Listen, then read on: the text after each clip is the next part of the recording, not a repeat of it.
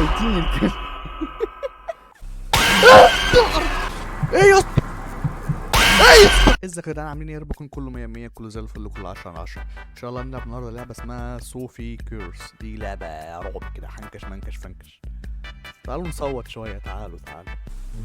بس يا جدعان، الفكره دي، اللعبه دي فكرتها ان انت عندك بيت وفي مجموعه من الجنريتور اللي هو المولد بتاع الكهرباء، فانت عايز تحافظ على بيتك ما يطلعش منه الكهرباء، عشان لو الكهرباء قطعت اللي هيجرى العفريت هتفشخنا.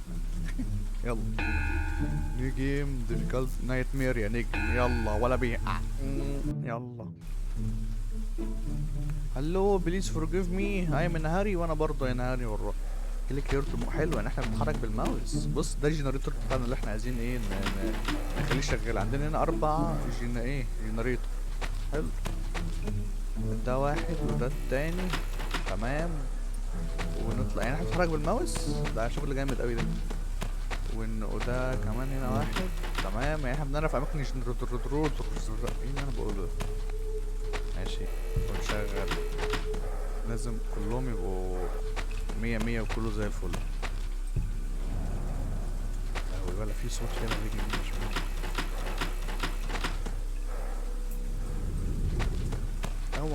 اوعى.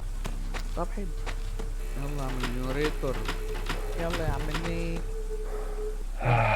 شيك بوينت كده. انا اموري بقت نص نص زي الفل. ايه بقى؟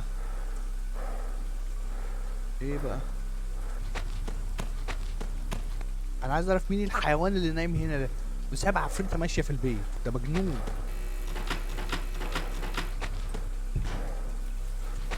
اوعى يالا ايه يا اسطى؟ ايه يا اسطى؟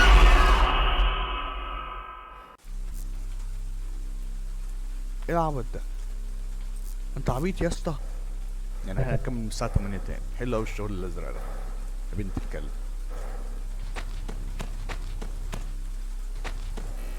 ماشي، لازم نعيش لحد الساعه 9 و5. تعالى يا بنت.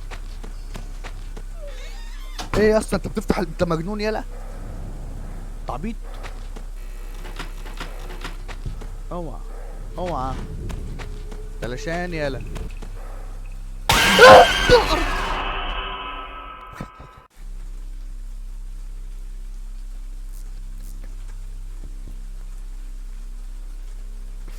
عايزين نكمل 8 ونص. طيب كده كتير قوي، كده كتير.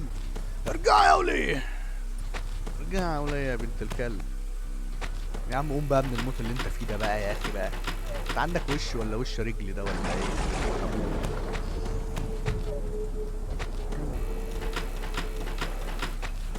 زي الفل يا عم. اصحى بقى من النوم بقى. في صوت جنبي، اجهزوا الخضه اللي انا هتخضها وانا عارف. ميتين الكلب.